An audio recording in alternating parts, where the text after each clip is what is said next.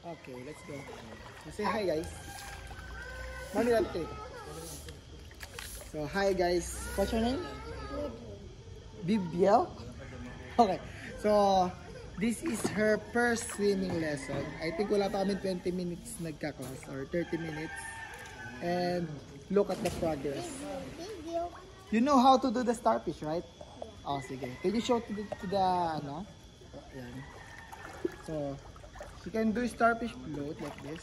Keep your arms straight. Arms on the side. Legs. Yan, open like a star position. Tapos, look, she can float by herself at least 5 seconds. 1. Yan. 2. Kami up konti. 3. Yan, very good. Yan. And you can hold your breath, right? And she can hold her breath at least 10 to 15 seconds. Okay, can you try? How to hold your breath? Inhale.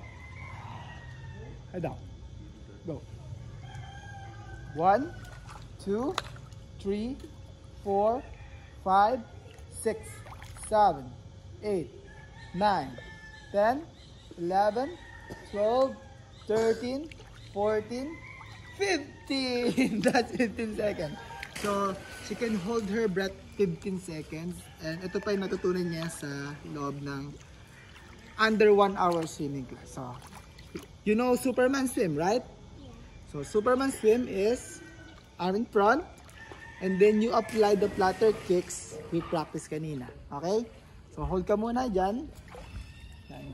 Because you can hold your breath 15 seconds, I think you can reach coach hand. Okay? So, here's my hand. Kick faster. If you can, coach will get you agad. Okay? Ready? 1, 2, 3, go.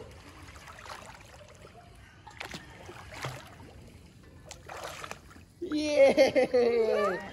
Say bye. She's only 4. Wow. Hi, bud. Thank you.